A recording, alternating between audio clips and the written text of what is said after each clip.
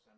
Prime Minister Modi has expressed his gratitude towards the world leaders and the people of several countries who extended their support to India in this occasion. So what are your thoughts on this? Well, it's very important that all countries in the world will condemn terrorism, because this was a barbaric attack against innocent civilians that were only asking to have a decent vacation.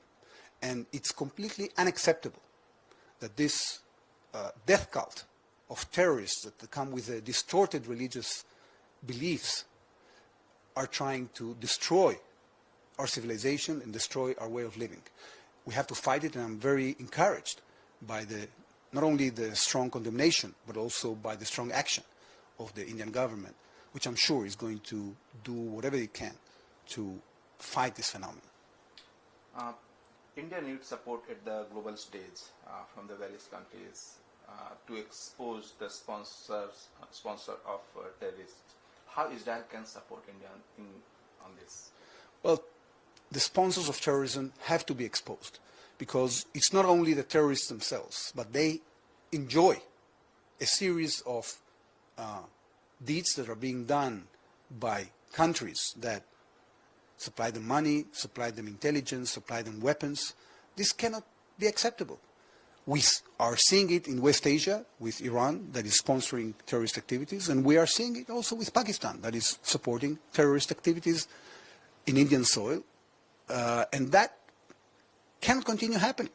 So the test is going to be whether we are not only going to hear condemnations, but also whether steps are going to be made by countries that condemn terrorism to isolate not only the terrorists, but also those that support them.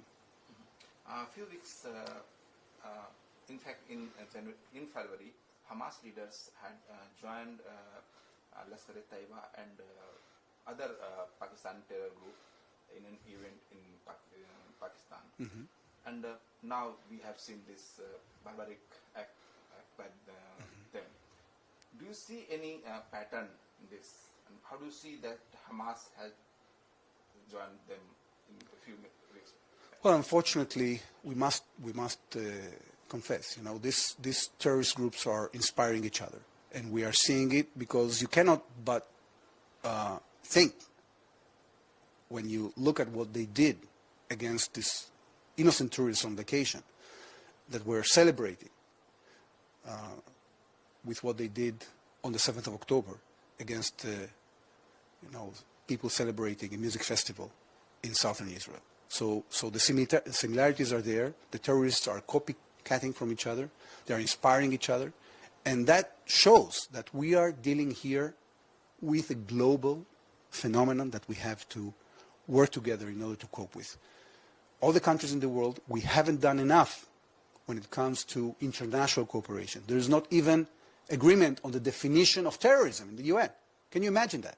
So we have to change gear. This is a watershed problem, a watershed moment. And we have to see what we can do in order to take more steps in order to avoid these things from happening in the future. Israel has extended support to India and promised several times that Israel will do whatever India wants. So at this time, can you specify what forms of assistance or expertise Israel is prepared to offer in response to this attack? Look, India is not only determined, but it has all the means to defend itself. And we've been working together for years in fighting this in general terms. We've been sharing methodologies, we've been sharing intelligence, we've been sharing technologies, and this process will continue. Each country, at the end of the day, has to deal with its own situation as in charge of defending itself. And we do not only support the right of India to defend itself, we stand ready to continue our cooperation on fighting terrorism and other defense issues with the Indian government. And what lessons can India learn from Israel? Because Israel has seen such a devastating attack from October 7. Now, what should India do so that terrorism can be limited once for all? India knows exactly what it has to do. It doesn't need advice from Israel. We are going to continue learning from each other. And what we've seen now, following this terrible terrorist attack, is that the Indian government not only took action defense-wise, but it also took action politically, foreign policy-wise, and also took action when it comes to media. Because, you know, these terrorists and their sponsors, they abuse the tools that have been developed by the modern world in order to promote their agenda. And we have to think together, as countries, as leaders, how we can take that from them.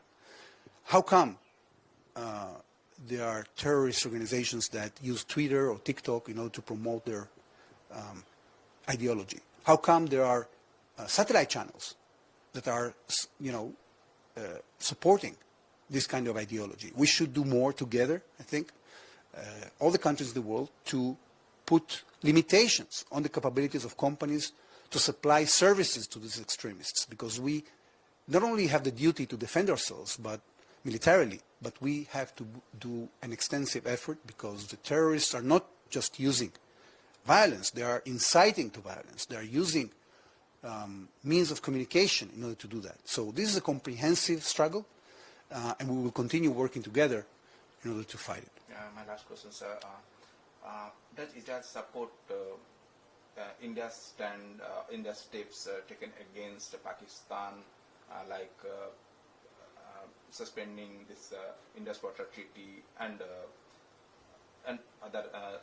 some other measures? India has the right to defend itself and to take all the means necessary in order to solve the situation, and we stand behind India, its leadership, and its Prime Minister, Narendra Modi.